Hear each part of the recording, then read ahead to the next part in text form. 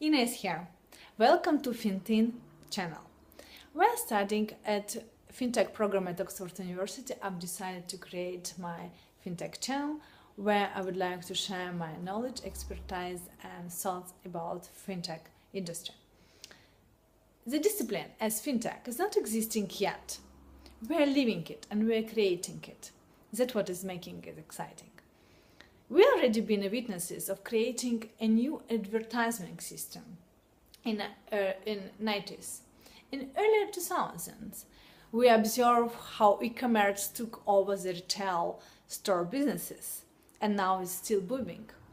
And 2010s, and especially it will be in 2020s, the fintech will be really booming in the worldwide and will keep making mark in the history. The emerging of financial technology is changing the way we are doing businesses, creating new business models. It makes us to make the way we do transaction differently, and the future of money is gonna change. What drives the innovation in financial services? First, low barriers of entry. Nowadays, we can have just mobile phone and internet to create a business. Affordable infrastructure. We can use Google Analytics, artificial intelligence, or any resources online available with the low cost. The third one, very excited, is cryptocurrencies. I believe everyone heard about Bitcoin, Ethereum, Ripple. But today, in May 2018, 1,658 cryptocurrency has registered.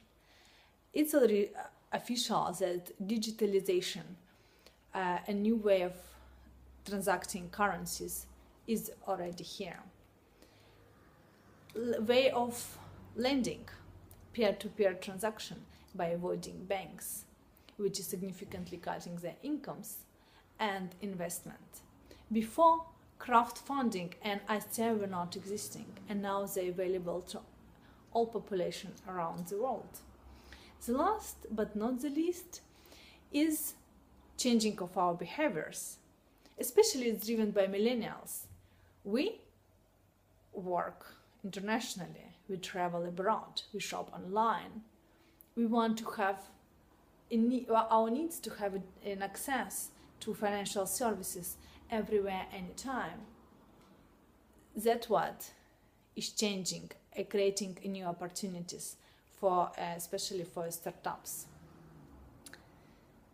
But the most exciting, and what gives me belief that financial fintech will grow and attract more and more investment, because it serves the needs of society.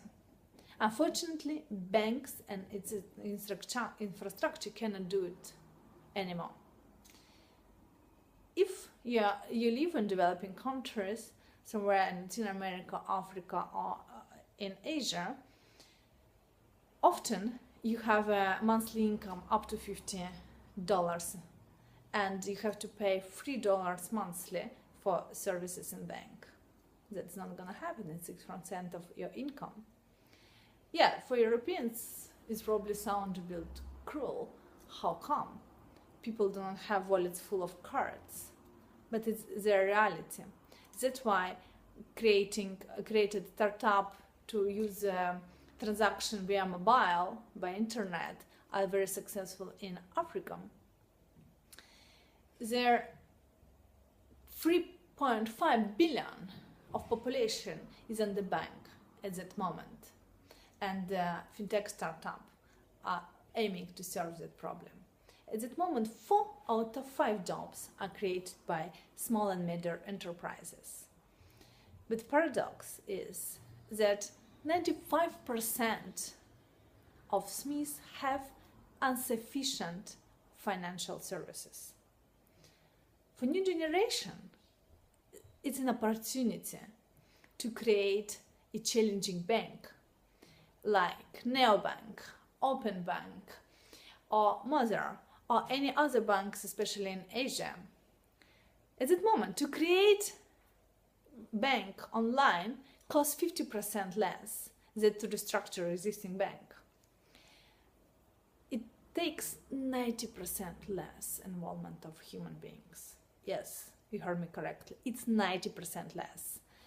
I listened it a few times during my course, said by David Schrein, about the involvement of human being 90% less. It brings us to the reality that within the next 10 years, 2 to 6 million bankers will lose their jobs. Already many of them are scared today by reading news that artificial intelligence, robot advisors, analytics coming their way. And yes, it raises fear. It's not for nothing. But I'm sure there is a way to solve it. Just blockchain creates a potential opportunity of 20 billions to 100 billions. There is obvious change, and the wave of change is going to be huge. Let's learn how to serve it on it. And see you soon.